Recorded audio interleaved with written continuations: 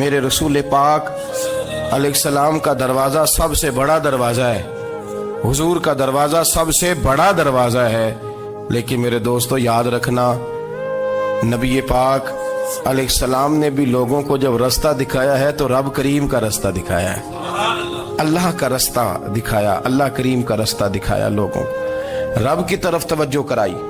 میرے رسول کریم سید عالم صلی اللہ تعالی علیہ وسلم نے لوگوں کی اللہ کی جانب توجہ کرائی اور لوگوں سے یہ کہا کہ وہ اپنے رب کریم کی جانب اپنا ذہن رکھیں، اپنی توجہ اپنے اللہ کی جانب مبذول کریں۔ میری بات کو اچھے طریقے سے سمجھیے گا، علم اللہ تبارک و تعالی عطا کرتا ہے تو اسے اللہ کی عطا ہی سمجھنا چاہیے۔ کچھ لوگوں کے پاس علم ہوتا ہے پر علم نافع نہیں ہوتا، وہ ٹامک ٹونجا مارتے رہتے ہیں ساری زندگی۔ علم کو اللہ کی عطا سمجھیں، اپنی عقل پر اپنے شعور پر زیادہ بھروسہ نہ سمجھیں، نظر اللہ پہ رکھیں۔ حضرت مولا علی شیر خدا کرم اللہ تعالی وجہہ الکریم سے کسی نے پوچھا تھا بڑا عالم کون ہوتا ہے؟ ہمارے ہاں تو اب وہ والے عالم پائے جاتے ہیں نا اللہ ماشاءاللہ، جو ممبر پہ بیٹھتے ہیں تو دعوے ہی دعوے ہیں، ممبر پہ بیٹھتے ہیں تو دعوے ہی دعوے ہیں، اس طرح کے عالم ہمارے ہاں پائے جاتے ہیں۔ وہ ہر بات میں دعویٰ کرتے ہیں، میں یہ کر دوں گا، میں وہ کر دوں گا۔ یہ مزاج علماء کا نہیں۔ حضرت علی المرتضیٰ سے کسی نے پوچھا بڑا عالم کون ہوتا ہے؟ فرمایا بڑا عالم وہ ہوتا ہے کہ جسے مسئلے کا پتہ نہ ہو تو وہ کہہ دے مجھے نہیں پتا، میں پتہ کر کے بتاؤں گا، غلط بات بیان نہ کرے۔ امام مالک سے کسی نے کوئی مسئلہ پوچھا تو آپ فرمانے لگے مجھے اس سوال کا جواب نہیں آتا، ہمارے بزرگ سمجھاتے کیا ہے؟ وہ کہنے لگا آپ اتنے بڑے امام ہیں تو اس سوال کا جواب نہیں آتا۔ آپ فرمانے لگے اگر مجھے ہر سوال کا جواب آتا پھر تو میں خدا ہوتا، مجھے ہر سوال کا جواب نہیں آتا، مجھے تو اتنا آتا ہے جتنا میرے رب نے مجھے عطا کر دیا ہے۔ اپنی نظر اللہ پہ رکھیں، نکل آئیں اس معمے سے باہر کہ میں کوئی بلا ہوں، مجھے بڑا پتہ ہے، میرے پاس 6 ڈگریاں ہیں، مجھے 10 جگہ پہ تدریس کا شغف حاصل ہے، اس سے نکلیں باہر۔ قرآن مجید دیکھیے گا، اللہ تعالیٰ نے ارادہ قدرت فرمایا کہ میں حضرت آدم کو بناؤں گا، پھر بنانے کے بعد فرمایا فرشتوں سجدہ کرو آدم کو، سب نے سجدہ کیا الا ابلیس ابا واستکبر وکان من الکافرین، سب نے سجدہ کیا سوائے ابلیس کے، اس نے انکار بھی کیا، تکبر بھی کیا اور کافروں میں سے ہو گیا۔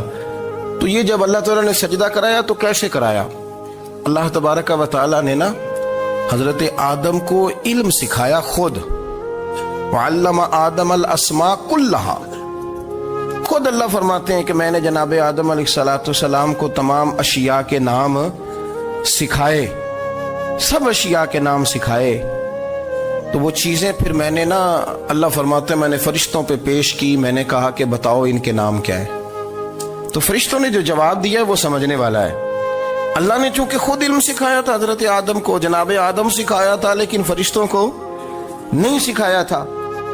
تو اللہ کریم نے فرمایا فرشتوں اب یہ بتاؤ ان چیزوں کے نام کیا ہیں؟ تو فرشتے کیا کہتے ہیں؟ فرشتے عرض کرتے ہیں قالوا سبحانک لا علم لنا۔ آپ کبھی یقین کریں اس چیز کی لذت لے تو مزہ آ جائے۔ کہا قالوا سبحانک، کہنے لگے تو پاک ہے، قالوا سبحانک، کہنے لگے تو بھئی آدم علیہ السلام کو نام سکھا لیے، پھر فرشتوں کے سامنے وہ چیزیں پیش کر کے کہا ان چیزوں کے نام بتاؤ، تو فرشتے کیا کہتے ہیں؟ کہتے ہیں قالوا سبحانک، تو پاک ہے، لا علم لنا، ہمارے پاس کوئی علم نہیں، الا ما علمتنا، ہمیں تو اتنا پتہ ہے جتنا تو نے ہمیں سکھا دیا ہے، ہمیں تو اتنا پتہ ہے جتنا تو نے ہمیں، لا علم لنا، ہمارے پاس کوئی علم نہیں ہے، اتنا ہی پتہ ہے جتنا تو نے ہمیں سکھا دیا ہے، اس سے زیادہ ہمارے پاس علم۔ اور یہ کیوں تو نے ہمیں جتنا سکھایا اتنا پتہ ہے؟ فرشتے یہ نہیں کہتے یا اللہ تو زیادہ سکھا، آدم کو دیا تو ہمیں بھی دے، یہ نہیں فرمایا، فرمایا انکا انت العلیم الحکیم، اے اللہ تو علم والا بھی ہے اور حکمت والا بھی ہے، تجھے پتہ ہے کس کو کتنا دینا ہے، جتنا تو نے مناسب سمجھا جناب آدم کو دیا، اور جتنا تو نے بہتر سمجھا وہ تو نے ہمیں عطا فرمایا۔ تو اگر آپ کے پاس علم ہے، کہیں نالج ہے، اس کو اللہ کی عطا سمجھے۔ ہمارے ہاں بہت سارے لوگ بن کے بیٹھ جاتے ہیں، میں اکثر کہتا ہوں کہ پھر وہ دعوے کرتے ہیں میرے علاقے والے جاہل ہیں، میرے شہر والے جاہل ہیں، میرے خاندان والے پڑھے نہیں، یہ آپ کا دعویٰ ہے، یہ آپ کو خراب کر دے گا۔ ہم نے بہت سارے ایسے لوگ دیکھے جو بہت بڑے عالم تھے، لیکن اللہ جب لینے پہ آیا تو عقل ہی لے گیا، شعور ہی چلا گیا، حافظے ختم ہو گئے۔ آپ دیکھتے ہیں بڑھاپے میں کچھ لوگ ایسے ہوتے ہیں کہ جن کو یہ بھی یاد نہیں رہتا کہ میرا نام کیا ہے، میں کہاں ہوں، مجھے کدھر جانا ہے۔ تو اس وقت سے اللہ کی پناہ مانگیں اور اپنی نظر اپنے رب کریم کی جانب رکھیں، اللہ کی جانب اپنی نظر کو مبذول رکھیں۔ دوسری بات، علم کے بعد ایک چیز آتی ہے جس کا نام ہے ہدایت، جس کا نام ہے تقوی، جس کا نام ہے پرہیزگاری، جس کا نام ہے عمل، عبادت، ریاضت۔ یہ بھی اسی وقت ہی نصیب ہوتی ہے جب میرا رب کریم نصیب فرما دیتا ہے۔ ہم نے نا نیکی کا اپنا اپنا سٹیٹس بنا لیا ہے، اپنا اپنا معیار بنا لیا ہے۔ کچھ لوگ کہتے ہیں کہ جناب مسجد میں سیمٹ کا توڑا دینے سے بہتر ہے کسی غریب کو آٹے کا تھیلا دے دو۔ اب اس نے اپنا مزاج بنا لیا نا نیکی کا، اس نے اپنا سٹیٹس بنا لیا۔ میرا یہ سوال ہے کہ نبی پاک صلی اللہ تعالی علیہ وسلم جب مدینہ شریف آئے تھے تو حضور نے سب سے پہلے غریبوں میں آٹا تقسیم کیا تھا کہ سب سے پہلے مسجد بنائی تھی؟ کیا عجیب لوگوں کا رنگ ہے، اپنی مرضی کی ہدایت، اپنی مرضی کا تقوی، اپنی مرضی کا معیار۔ مسجد کوئی بڑا چھوٹا خطیب بھی میری طرح کا ہو نا تو وہ مسجد میں بیٹھ کے جب نبی پاک کی بات کرتا ہے تو کہتا ہے میرے رسول پاک غریبوں کا سہارا بن کے آئے۔ وہ غریبوں کی بات کرتا ہے، مسکینوں کی، لاچاروں کی، کمزوروں کی بات۔ تو مسجد ہی تو وہ ادارہ ہے جہاں سے غریبوں کی بات ہو رہی۔ تو اب لوگوں نے غریب کو اور مسجد کو لڑانا شروع کر دیا، اس کو لڑاؤ کہ مسجد میں پیسے دینے سے بہتر ہے آپ غریب کو آٹے کا تھیلا دے دیں۔ آپ یہ کیوں نہیں کہتے کہ مسجد میں بھی آپ توڑا دیں ایک سیمٹ کا اور ساتھ غریب کو بھی خدمت کریں؟ یہ کیوں نہیں تقویٰ؟ اپنی اپنی مرضی کا مزاج، اپنی اپنی۔ کچھ لوگ کہتے ہیں چھوڑو جی، ساری زندگی انسان نماز پڑھتا رہے اور پھر گالیاں بھی دیتا رہے، بندہ داڑھی بھی رکھ لے اور جھوٹ بولنا بھی نہ چھوڑے۔ تو یہ آپ نے اپنے پاس سے تقوی کا معیار بنایا۔ گالی دینے کا گناہ ہے اور داڑھی رکھنے کا ثواب ہے۔ تو اگر آپ داڑھی رکھے ہوئے ہیں اور آپ کوئی غلطی کر رہے ہیں تو اس سے آپ کی داڑھی کا ثواب ختم، اللہ کرے آپ کو سمجھ آئے میری بات۔ آپ کوئی غلطی کر رہے ہیں، داڑھی کا ثواب اس سے ختم، وہ اپنی جگہ پہ قائم ہے چیز۔ اپنی مرضی کا کیوں تقوی کا معیار بناتے ہیں؟ تقوی کا مزاج اپنی مرضی کا نہ بناؤ۔ اللہ کی بارگاہ سے دعا مانگو کہ یا اللہ ہمیں ہدایت کا نور عطا فرما، اللہ تو ہمیں رستہ دکھا، تو بتا کہ ہدایت کیا ہے۔ تو رب فرماتا ہے اللہ ولی الذین آمنوا، اللہ مومنوں کا مددگار ہے، یخرجہم من الظلمات الی النور، وہ انہیں اندھیروں سے نکالتا ہے اور نور کی طرف روشنی عطا فرماتا ہے۔ اندھیروں سے نور کی طرف اللہ لاتا ہے۔ اللہ ولی، اللہ مومنوں کا ولی ہے، وہ انہیں اندھیروں سے نور کی طرف نکالتا ہے۔ ہدایت ہمیشہ اللہ کی طرف سے سمجھے۔ جب وہ نماز کی توفیق دیتا ہے تو اپنے فضل سے دیتا ہے، جب وہ ذکر کی توفیق دیتا ہے تو اپنے فضل سے۔ ہم سمجھتے ہو جی فلانا نہیں پڑھ رہا بڑا بیوقوف ہے، فلانا نہیں پڑھ رہا، تو تم کیا اپنی عقل کے زور پہ پڑھ رہا ہے؟ میں جی اللہ کے فضل سے 2 سپارے پڑھتا ہوں، تو کس پہ احسان کرتے تو 2 سپارے پڑھ کے رویا کر کہ اگر مالک تو بڑا قریب نہیں۔ بڑے لوگ ہیں جن کو پورا قرآن حفظ ہے پر انہیں پڑھنے کی توفیق نہیں، تو انہیں فضل کیا اور مجھے توفیق دے دی ہے پڑھنے کی۔ رویا کر، پڑھ کے رویا کر، راتی ساری کر کر زاری، وہ نیند اکھاں تھی توندے تے فجرے اوہی گناہگار کہاون سب تو نیوے ہوندے۔ مہربانی کریں، ڈریں، نیکی کریں تو پھر ڈریں، پھر احساس پیدا کریں، پھر اپنے اندر وہ کمزوری لائیں، کہیں توبہ توبہ مجھے تو پتہ ہی نہیں، تو جانتا ہی نہیں۔ حضرت سیدنا امام اعظم ابو حنیفہ رحمۃ اللہ تعالی علیہ کے ساتھ ایک شخص کہتا میں نے نماز پڑھی تو عشاء کی نماز تھی۔ یہ جو لوگ بڑے ہوتے ہیں نا، جن کے پیار کرنے والے بڑے ہوتے ہیں، ان کے گرد خوف بھی بڑا ہی ہوتا ہے، انہیں بڑا ڈر لگتا ہے، بڑی بعض اوقات آزمائش ہوتی ہے ان کی۔ عشاء کی نماز کہتے پڑھی تو امام صاحب نے نا عشاء کی نماز میں تلاوت کی آیتیں فَمَن يَعْمَلْ مِثْقَالَ ذَرَّةٍ خَيْرًا يَرَهُ وَمَن يَعْمَلْ مِثْقَالَ ذَرَّةٍ شَرًّا يَرَهُ، فرمایا جو ذرہ برابر خیر کرے گا وہ بھی قیامت میں دیکھے گا، اور جو ذرہ برابر شر کرے گا وہ بھی قیامت میں اس شر کو دیکھے گا اس کے سامنے آئے گا. تو وہ شخص کہتا ہے کہ سارے لوگ نماز پڑھ کے چلے گئے تو امام صاحب رحمت اللہ علیہ نے اپنی داڑھی پکڑی رو رہے ہیں. کہتے ہیں وہ ذرہ برابر نیکی کا بدلہ دینے والے، وہ ذرہ برابر شر پہ سزا دینے والے میری سفید داڑھی کو دیکھ.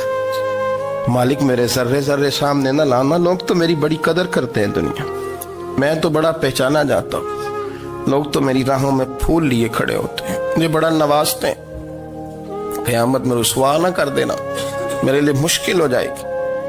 وہ کہتے ہیں میں نے امام صاحب کا درد دیکھا، مجھے کوئی کام تھا تو میں چلا گیا. میں نے کہا کہ وہ اس وقت اللہ کے حضور حاضر ہیں تو میں دوبارہ آؤں گا. کہتے ہیں میں تہجد کا وقت آیا تو امام صاحب وہیں بیٹھے تھے اور ان کی داڑھی آنسوؤں سے بھری ہوئی تھی اور زور سے داڑھی پکڑی ہوئی. کہنے لگے مالک رسوا نہ کر دے، قیامت میں رسوا نہ کر دے. یار جو ہدایت یافتہ لوگ تھے وہ تو ڈرے ہوئے تھے، وہ تو سہمے ہوئے تھے، وہ تو کہتے تھے یہ اس کا فضل نہیں، اس نے بلا لیا، یہ اس کا کرم نہیں. حضرت باعزید بستامی کسی کافر کو دیکھتے تو رو پڑتے، کہتے مالک تو کتنا قریب ہے، یہ بے ایمان رہ گیا، تو نے اپنے فضل سے مجھے اپنے نبی کا غلام بنا لیا. وہ رو پڑتے. یہاں تو لوگوں کا دعویٰ ہی بڑا ہے. نمازی اللہ خیر فرمائے وہ تو دوسروں کو گھورتا ہے، وہ کہتا ہے جنت کا میں مالک ہوں، کنجیاں میرے پاس ہیں، میں کسی اور کو گھسنے نہیں دوں گا. اور اگر 2-3 حج کر لے تو پھر تو وہ کہتا ہے کہ اب میرے سے پوچھ کے لوگ جنت میں جائیں گے معاذ اللہ. اور اگر وہ 2 4 5 7 دفعہ کوئی نفل پڑھ لے تو پھر وہ کہتا ہے چھوڑیں جی سارے لوگ بے عمل ہیں، میں اکیلا نیک ہوں. نہ ایسا کریں، اپنی توجہ اپنے رب پہ رکھیں، اپنی توجہ اپنے معین الملت والدین، عطائے رسول، ہند الولی، غریب نواز، خواجہ معین الدین چشتی، حضرت خواجہ اجمیر، شاہ اجمیر، والی ہندوستان. آخری عمر میں نا سارا دن روتے گزر جاتا، ساری رات روتے گزر جاتے، ذرا سی کوئی بات کرتا تو رو پڑتے، آنکھیں آنسوں سے بھری رہتی. کئی دفعہ اپنے بھی پریشان ہو جاتے ہیں نا کہ یار تو ایک بات کی جان ہی نہیں چھوڑ رہا. تو خواجہ قطب الدین صاحب بختیار کاکی سے لوگوں نے کہا کہ آپ مرشد سے بات کریں، اتنا بھی تو نہیں نہ رونا چاہیے، ہر وقت اس کے آنسو کی کریے، عاشق دا کام ہی رونا تونا تے بنا رویوں نہیں منظوری.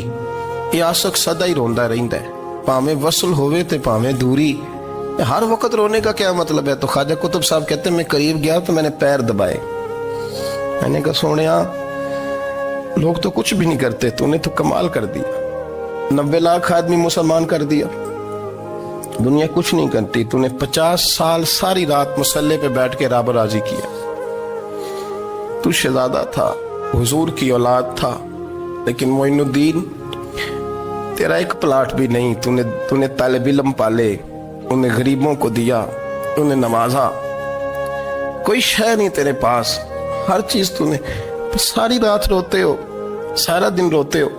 تو خواجہ قطب الدین صاحب کہتے ہیں میں نے جب عرض کیا تو خواجہ صاحب مجھے گلے لگا لی، چیخ مار کے روئے، کہنے لگے قطب الدین پتر داڑھی سفید ہو گئی، جانے کا وقت آ گیا، جو تو نے نیکیاں گنوائی ہیں وہ ہیں صحیح میرے پاس، پر یار کی بارگاہ میں پیش کرنے کے قابل ایک بھی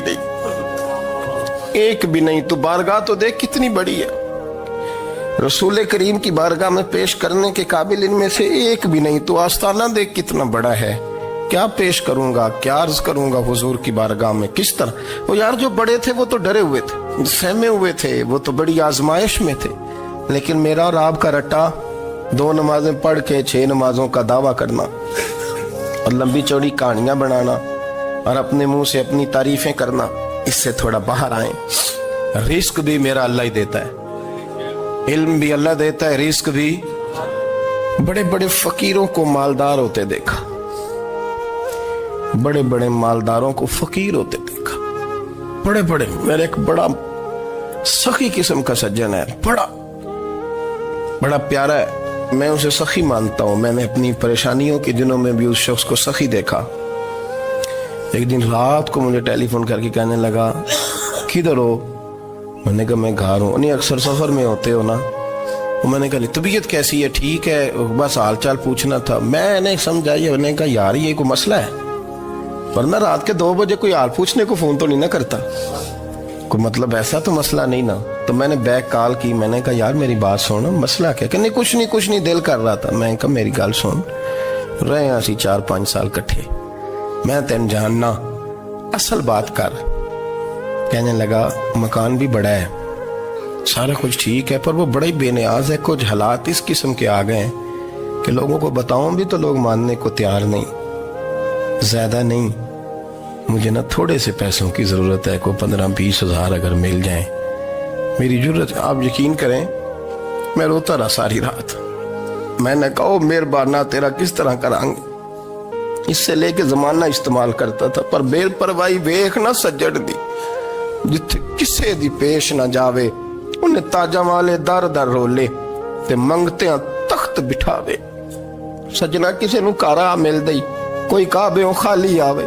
वल्लाहु खैरुर राज़िकीन। कहते तू दाएं बाएं ना जा, रिस्क तो तुझे मैं दूंगा, मैं हूं बेहतर रिस्क देने वाला। बड़े बड़े बादशाह, बड़े बड़े शहनशाह, बड़े बड़े लोग, हाथों में कासे, फकीरियां। उम्मे रबिया क्या करती थी, बड़ी नेक और साले खातून थी। वो कहती हैं कि मैं ना बड़े अमीर आदमी की बीवी थी, अपने शौहर के साथ छत पे बैठी थी, तो नीचे फकीर मांगने वाला आया। उसने बड़े दर्द से सदा की, तो मैंने अपने शौहर से कहा कुछ दे दे। कहा दफा कर, इन लोगों ने धंधा बनाया हुआ है।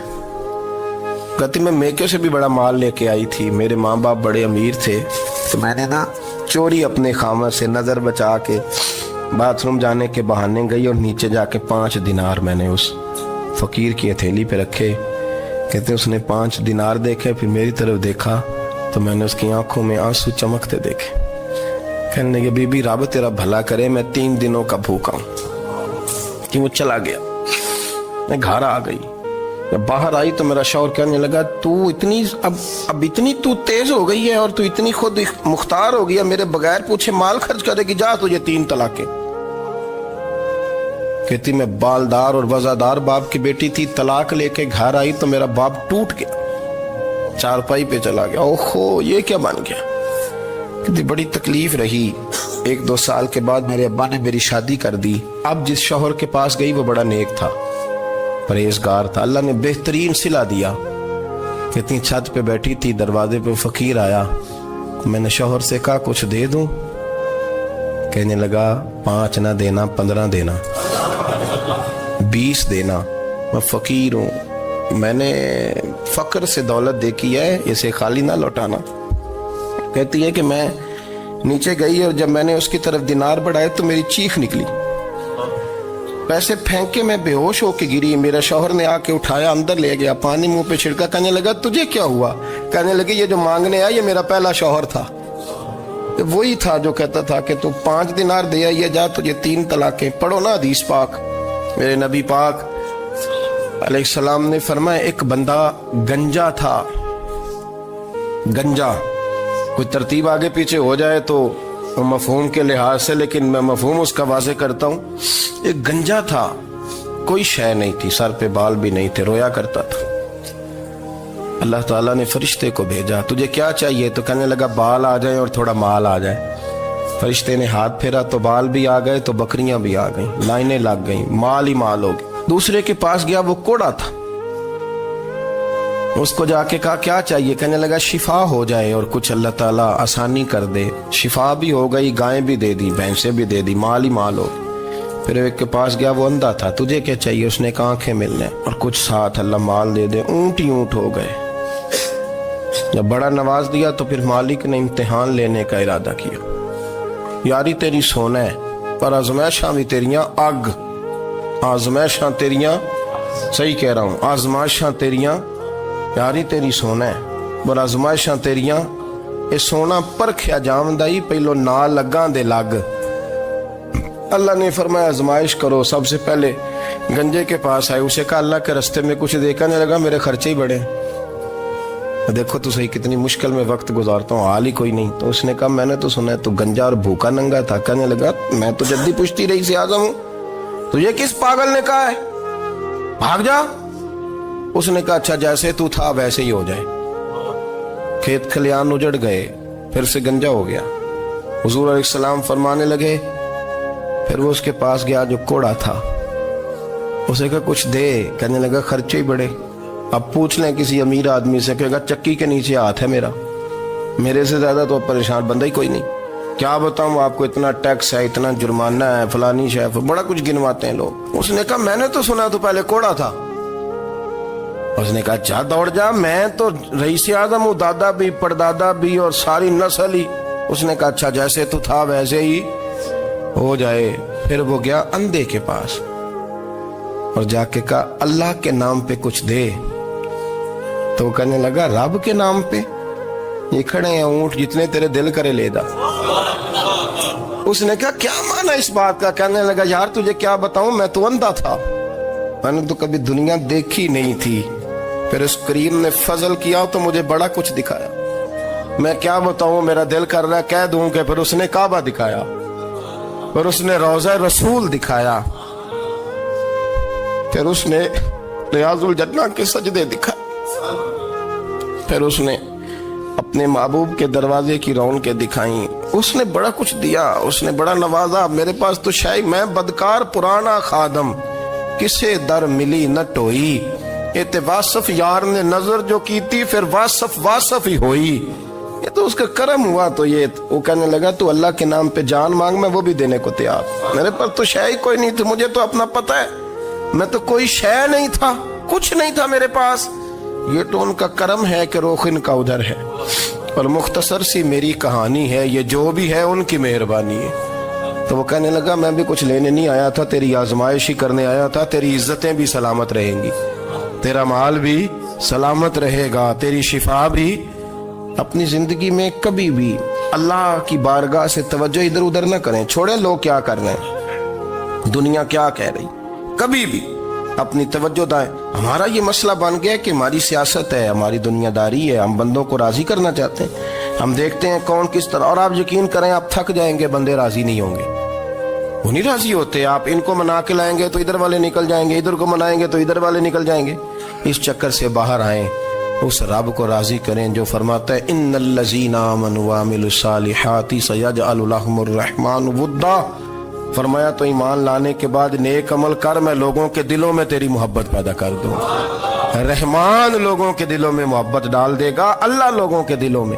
اپنی نظر ہمیشہ اپنے رب پہ رکھیں، اتنی لمبی چوڑی دنیا داروں سے امیدیں نہ وابستہ کریں۔ میں نے دیکھا ہے لوگ کاسا لیسی کرتے ہیں، کبھی اس کے دروازے پہ کبھی اس کے دروازے پہ، ان چکروں سے باہر آئیں اور اپنے رب کی بارگاہ کی طرف توجہ کریں، استغفار شوق سے پڑھا کریں، اور اکیلے میں نہ، اکیلے میں حضرت رئیس المتکلمین مولانا نقی علی خان صاحب رحمۃ اللہ نے لکھا ہے کہ فرعون 500 سال حکومت کر گیا، یہاں تو 5 سال کی حکومت کی پیر لڑکھڑاتے ہیں، 500 سال۔ فرماتے اصل وجہ یہ تھی کہ دنیا جب سو جاتی تھی نا تو اوپر چادر لے کے تو مسلح پہ بیٹھ جاتا تھا اور ہاتھ باندھ کے کہتا تھا رب تو ہی ہے، میرا پردہ نہ کھولنا، مالک تو ہی ہے، کرم نوازی کرنا، میری پکڑ نہ کرنا۔ وہ بے ایمان ہو کے اگر 500 سال ہاتھ باندھے تو گزارا کر لیتا ہے، تو ایماندار ہے، پر مسئلہ یہ ہے کہ تو رات کو بکل مار کے ہاتھ نہیں نہ باندھتا، تو منت نہیں کرتا، تو استغفار نہیں کرتا۔ توبہ کریں تو بچے رہیں۔ وہ اتنی لمبی حکومت کر گیا چونکہ رات کو کہتا تھا مالک رب تو ہی ہے، لیکن مہربانی فرما، میری پکڑ نہ فرمایا تو اللہ نے تو اس کو مہلت دے دی۔